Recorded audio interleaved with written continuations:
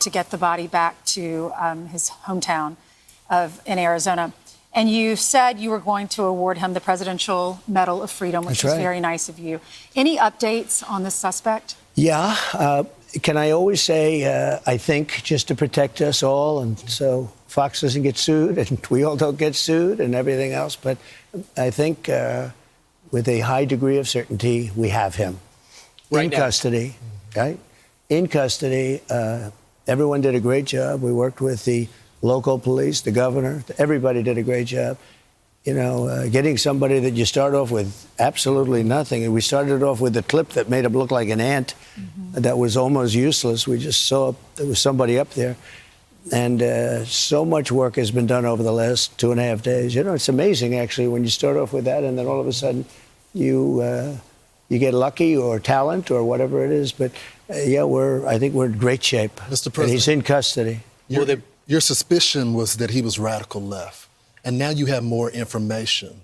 What can you share with us about his ideology? Yeah, I think that I don't want to go too far. I'd like to tell you some stories at how it happened, but essentially somebody that was very close to him turned him in. And that happens when you had some of those good shots. Somebody is going to say, whether it's a parent or whatever, I'd rather not say right now. They're going to announce it today, sometime later, probably talk about that. But somebody close to him turned him, you know, they said, whoa. It's interesting where we had very good pictures, but not great, not perfect. And when you look at it, what happened is somebody, and this happens a lot. It happened with the crazy Boston bomber. It happened with others. Somebody that's close recognizes even a little tilt of the head, which nobody else would do. And somebody that was very close to him said, that's him. Essentially went to the father, went to a U.S. Marshal, who was fantastic, by the way. And the person was involved with law enforcement, but was a person of faith, a minister. And brought him to a U.S. Marshal, who was fantastic. And the father convinced the son, this is it. And again, I'm always subject to be corrected, but you know, I'm just giving you, based on what I'm hearing, they'll give you a much more active. I just heard about it 5 minutes before I walked in. As I'm walking in, they said, looking real good. They have the person that they wanted. So you have breaking news, huh? Thank you. You always have breaking news, Ainsley. Sean's going to be very disappointed that we're not doing it on his show. He'll be very thankful and appreciative of the police officers that got this guy. They did a great job, everybody. And everybody worked together. Pam Bondi is incredible, by the way. People don't know what a star she is. She's incredible. And it all worked out. Could I ask you just some clarification? So a pastor was able to turn him in, or they got the family of the shooter to turn them in? Well, it was a minister, and the minister went to a minister who was involved with law enforcement, by the way. And his good friend is a top U.S. Marshal. And they took it from there. And then it was a father got involved, namely his father, and said, we got to go in. And they, so I understand it. And again, subject to change. But, you know, the facts are the facts. We have the person that we think is the person we're looking for. But they drove into the police headquarters, and he's there now.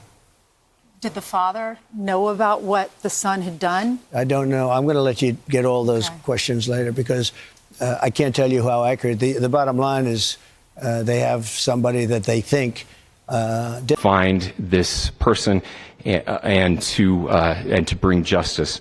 I want to thank the public who has been so engaged, reviewing videos, helping us with sending in tips, and helping us get to this point. I want to thank the family members of Tyler Robinson, who did the right thing in this case and were able to bring him into to law enforcement as well. I especially want to thank the family of Charlie Kirk, Erica, Charlie's parents, his children. I want us to be thinking of them as we bring justice in this case.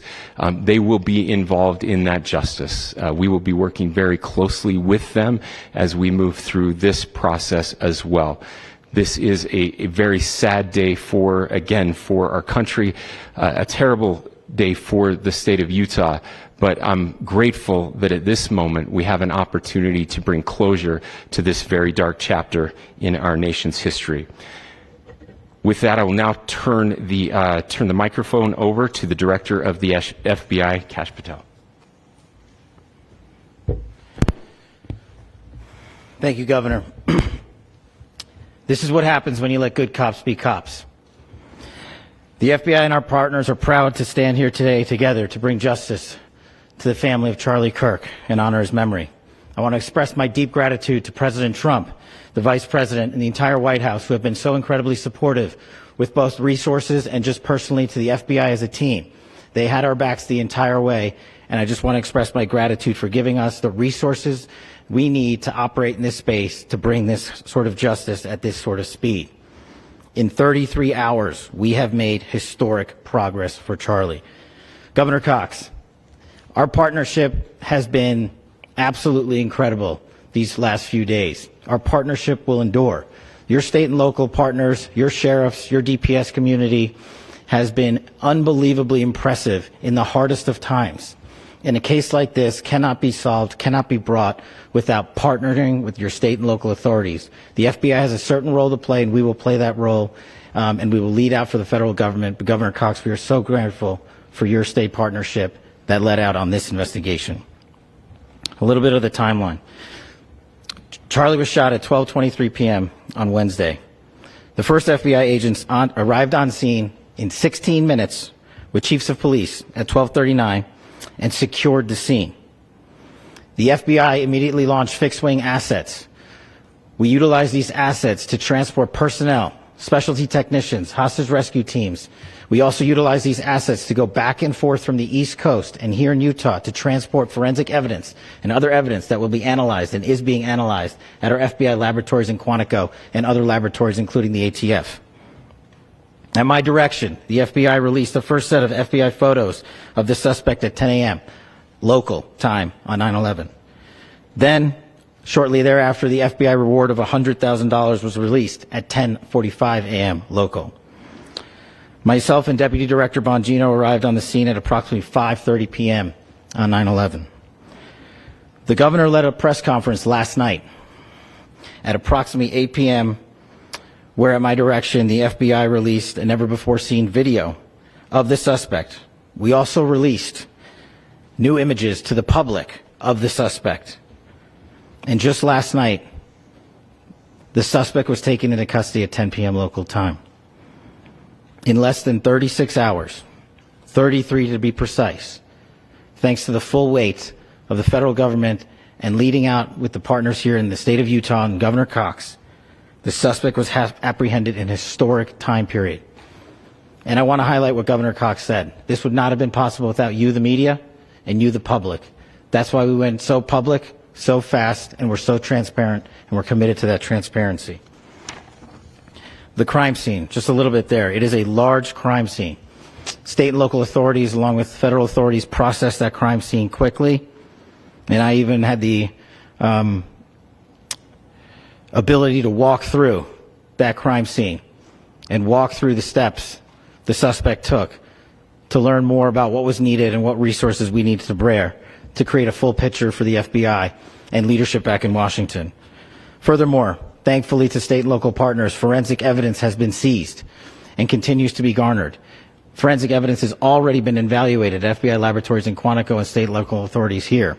We will continue to process evidence as we see it, as we collect it, and we will continue to deliver to Governor Cox and his team.